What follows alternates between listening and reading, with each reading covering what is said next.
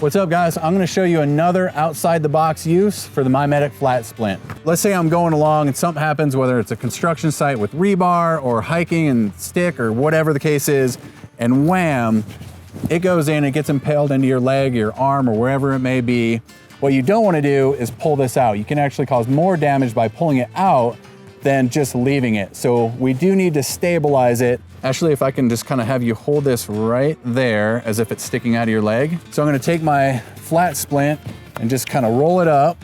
I want the center hollow, that way you can set it right over whatever impaled object that is. And so once this is in, you're gonna tape this to the leg so this stays put. And then you're gonna fill this hollow area with a bunch of gauze stabilizing this stick in this case, and that way you can have that object stabilized on your way to the ER or hospital. So that's how you stabilize an impaled object with a MyMedic flat splint.